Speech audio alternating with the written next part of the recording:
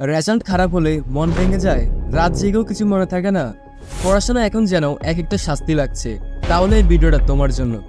ভাবো তো, যদি কম সময় পড়েও বেশি মনে রাখতে পারো, পড়া দ্রুত শেষ করতে পারো আর এক্সট্রা সময় পেয়ে যাও নিজের জন্য, হ্যাঁ সেটা সম্ভব। আজ আমি শেয়ার করব এমন 10টি স্টুডেন্ট হ্যাক যেগুলো স্কুলে শেখায় না, বাট যেগুলো তোমার স্টাডি লাইফ বদলে দিতে পারে। আর ভিডিওর শেষে থাকবে এক্সট্রা বোনাস টিপ, যেটা শুধু টপ স্টুডেন্টরা জানে। চলো শুরু করি।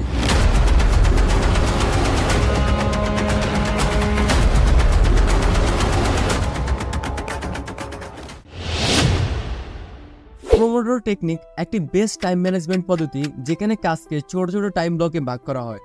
সবচেয়ে প্রচলিত formula 25 minute study plus 5 minute rest equal active pomodoro session. এইভাবে টোটাল 4টি পোমোডোরো সেশনের পর 15 থেকে 30 মিনিটের একটা লম্বা ব্রেক নাও। মস্তিষ্ক ক্লান্ত হয় না, কারণ আপনি প্রতি 25 মিনিট ফোকাসড পড়াশোনার পর 5 মিনিটের ছোট একটা বিরতি মস্তিষ্ককে রিফ্রেশ করে দেয়। শুধু 25 মিনিট পড়তে হবে, এই চিন্তা আমাদের পড়া শুরু করতে মোটিভেট করে এবং বিশাল পড়াকেও ছোট মনে হয়। নির্দিষ্ট সময়ের জন্য ফোন সোশ্যাল মিডিয়া বন্ধ রেখে পড়লে আমাদের কনসেন্ট্রেশন বেড়ে যায়। দিনে যদি আপনি মাত্র 4টা পোমোডোরো সেশন 2বার শেষ করেন, তাহলে আপনি 200 মিনিট একদম ডিপ স্টাডি করেছেন। এর মানে আপনি বাংলাদেশের অ্যাভারেজ স্টুডেন্ট থেকে 4 গুণ বেশি পড়ালেখা করতেছেন। এটাই হলো একটা মাস্টার লেভেল ফোকাস। আর এই টেকনিক শুধু পড়াশোনায় না, আপনি আপনার দৈনন্দিন যে কোনো কাজে এই টেকনিক ব্যবহার করে কাজের প্রতি প্রোডাক্টিভ হতে পারবেন। সকালে ঘুম থেকে উঠে প্রথম 1 ঘন্টা, এটা হচ্ছে আমাদের ব্রেনের সবচেয়ে ফ্রেশ সময়। আমি পার্সোনালি সকালে 1-2 ঘন্টার জন্য সমস্ত সোশ্যাল মিডিয়া থেকে দূরে থাকি। এই সময় কঠিন বিষয়গুলো পড়লে বেশি মনে থাকে। And this is our golden hour.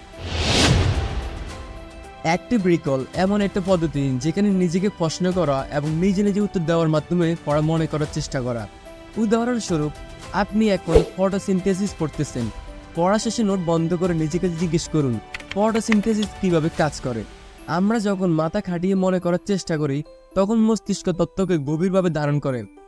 Passive পড়াশোনা বা শুধু নোট করে পড়া মনে থাকে কম, কিন্তু অ্যাক্টিভ রিকলের মাধ্যমে মনে থাকে 2-3 গুণ বেশি। একটা টপিক একেবারে বারবার না পড়ে সেটাকে ভিন্ন ভিন্ন সময়ে ছড়িয়ে পড়ুন। যেমন আজ একটা টপিক পড়লেন, 2 দিন পর আবার রিভিশন, 5 দিন পর আবার, 10 দিন পর আবার। এরকমভাবে দূরত্ব বাড়িয়ে গিয়ে রিভিশন দিলে তথ্য দীর্ঘমেয়াদে মস্তিষ্কে গেঁথে যায়। মস্তিষ্কে যখন ভুলতে বসে, তখন আবার মনে করানো হলে সেটা অনেক বেশি শক্তভাবে ধরে রাখে। এই টেকনিক সাধারণত মেমোরি সিস্টেমকে ট্রেন করে এবং এটাকে বলা হয় স্পেস রিপিটেশন। শুধু পড়লেই হবে না, মনে রাখতে হবে। Active recall plus space repetition মিলিয়ে পড়াশোনা করেন, আপনার ব্রেনের পাওয়ার 10 গুণ বেড়ে যাবে পড়াশোনা মনে রাখার ক্ষেত্রে। রিচার্ড ফেইনম্যান একজন বিখ্যাত নোবেলজয়ী পদার্থবিদ। তিনি বিশ্বাস করতেন, তুমি যদি কোনো কিছু অন্যকে সহজভাবে শেখাতে পারো, তাহলে তুমি নিজে সেটা পুরোপুরি বুঝে যাও। ফেইনম্যান টেকনিকের 4টি ধাপ। ধাপ 1, শিখো। প্রথমে একটি টপিক ভালোভাবে পড়ো ও বোঝার চেষ্টা করো। উদাহরণ, নিউটনস 3rd ল। ধাপ 2, শিখে ফেলো সহজ ভাষায়। এবার নিজের খাতায় সহজ ভাষায় লেখো, যেন তুমি এটা একজন ক্লাস 5-এর ছাত্রকে বোঝাতে পারো। উদাহরণ, যখন আমি দেয়ালে ঘুষি মারি, দেয়ালও আমাকে একটা ঘুষি দেয়। এটাই নিউটনের 3rd ল। ধাপ 3, নিজেকে শেখাও বা অন্যকে বোঝাও। আয়নায় দাঁড়িয়ে নিজেকে বোঝাও বা বন্ধুকে বোঝাও, দেখো কোথায় আটকে যাচ্ছ। যেখানে আটকে যাবে সেটাই বুঝতে পারোনি। ধাপ 4, ফাঁকগুলো ধরো আর ঠিক করো। যেখানে ভুল বা জটিলতা পেয়েছো, সেখানে আবার ফিরে যাও। ভালোভাবে বোঝো ও সহজভাবে লেখো। আজকের দিনে সবচেয়ে বড় শত্রু পড়াশোনার পথে, সেটা হলো digital distraction. Mobile, social media, notification, YouTube scroll. 5 minute ইনস্টাগ্রামের কথা বলে 30 মিনিট ফোকাস নষ্ট। বারবার নোটিফিকেশন চেকের মাধ্যমে ডিপ স্টাডি কখনোই সম্ভব না। টিকটক, ইউটিউব, জাস্ট একটা ভিডিও আর এর মাঝে 2 ঘন্টা হারিয়ে যাওয়া অস্বাভাবিক কিছু না। বিজ্ঞানীরা বলেন, একবার মনোযোগ ভেঙে গেলে আবার ফিরতে 20 থেকে 25 মিনিট লাগে। ডিস্ট্রাকশন কিভাবে ব্লক করব? 1, পড়ার সময় ফোনে do not disturb mode on করে রাখো, কেবল দরকারি অ্যাপ অ্যাকসেপ্ট রাখো। 2, পোমোডোরো টাইমার ইউজ করো, 25 মিনিট পড়া এবং 5 মিনিট ব্রেক। 3, ডিস্ট্রাকশন ছড়ায় এমন অ্যাপগুলোর নোটিফিকেশন অথবা দরকারে ডিলিট করে দিতে পারো। 4, মোবাইল দূরে রাখো। সবচেয়ে কার্যকর হয় যদি পড়ার সময় মোবাইল দূরে রাখা যায়। মনে রাখো, distraction is the enemy of progress. মনোযোগ মানে সময়ের সঠিক ব্যবহার, আর সময় হলো তোমার সবচেয়ে বড় শক্তি। এটা অনেকটা অ্যাক্টিভ রিকল টেকনিকের মতো, তবে এখানে আপনি শুধু মুখে না বলে খাতায় লিখে নিজের মেমোরি টেস্ট করবেন। পড়া শেষ করার পর নোট না দেখে যতটা মনে পড়ে সব লিখে ফেলা। লেখার পর এবার নোট খুলে মিলিয়ে দেখা, যেগুলো ভুল যাবে দুর্বল অংশটা আবার পড়া। কর্নেল মেথড একটি নোট টেকিং টেকনিক যেখানে পেজকে নির্দিষ্ট ভাগে 3 ভাগে ভাগ করা হয়। স্টেপ 1, পৃষ্ঠাটাকে 3 ভাগে ভাগ করুন। লেফট, রাইট এবং নিচে একটি সামারি অংশ রাখুন। স্টেপ 2, লেকচার করার সময় ডান পাশে লেখো মূল ধারণা, ব্যাখ্যা, উদাহরণ, ডায়াগ্রাম। স্টেপ 3, পড়া শেষে বাম পাশে প্রশ্ন তৈরি করো। Why, what is, how does, formula of. Step 4, নিচে সামারি অংশে সারমর্ম লিখো 2-3 লাইনে। তোমাদের বোঝার সুবিধার্থে নিচে একটা উদাহরণ দিয়ে দেওয়া হলো। তুমি যদি এখন পর্যন্ত ভিডিওটা দেখে থাকো তাহলে নিশ্চিত তুমি নিজের ভবিষ্যৎ নিয়ে সিরিয়াস। কমেন্টে জানাও তুমি এখন কোন ক্লাসে পড়ো আর বড় হয়ে কি হতে চাও। মাইন্ডফ্রেশ তথ্য মনে রাখার ভিজুয়াল ম্যাজিক। এটি একটি নেমোনিক ভিজুয়ালাইজেশন টেকনিক যেখানে আপনি মস্তিষ্কের মধ্যে একটি পরিচিত জায়গাকে, যেমন নিজের ঘর, স্কুল, রাস্তাঘাট কল্পনা করেন, তাতে বিভিন্ন তথ্য সিনারির মতো সাজিয়ে রাখেন। স্টেপ 1, একটি পরিচিত স্থান কল্পনা করুন, যেমন আপনার বাড়ি, স্কুল, কলেজ, প্রিয় রেস্টুরেন্ট। ভিতরের প্রতিটা ঘর, দেয়াল, জানালা ইত্যাদি মনে রাখুন।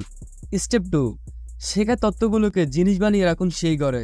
যেমন আপনি যদি সেল অর্গানেল শিখছেন তাহলে মাইটোকন্ড্রিয়া সমান সমান রান্নাঘরের ওভেন, নিউক্লিয়াস সমান সমান আপনার রুমের সিপিইউ বা কন্ট্রোল রুম, রাইবোজোম সমান সমান কিচেনের কুকিং স্পট।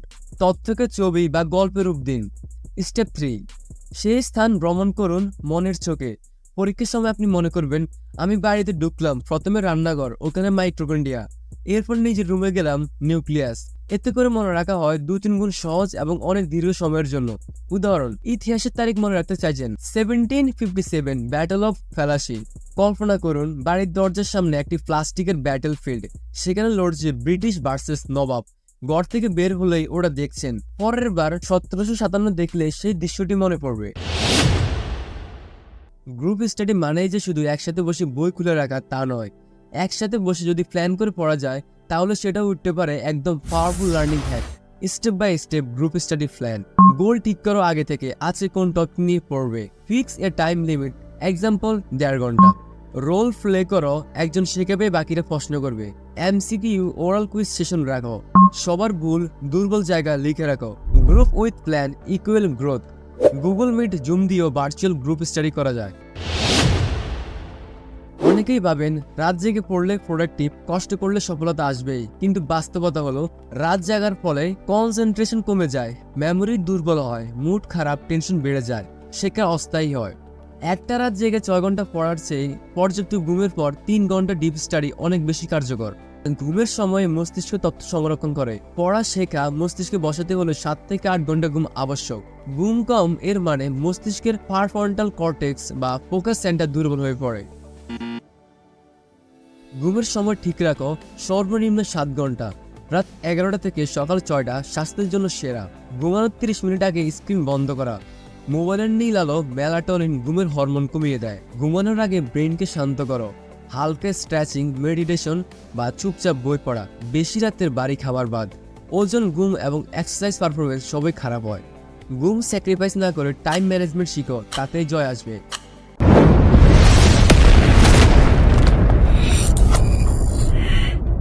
আমরা অলরেডি 10টা হ্যাকস নিয়ে কথা বলে ফেলেছি। তুমি যদি এখনো দেখছো তাহলে তুমি সিরিয়াস ছাত্র। আর তোমার জন্য extra hack, study plus teach plus reflect method. পড়ো, কাউকে শেখাও আর নিজেকে প্রশ্ন করো, আমি আসলে কতটা বুঝেছি। এটা নিয়ম করে করলে তুমি শুধু ভালো ছাত্র না, একজন স্মার্ট শিক্ষার্থী হয়ে উঠবে ইনশাল্লাহ। এই ছিল আজকের ভিডিও।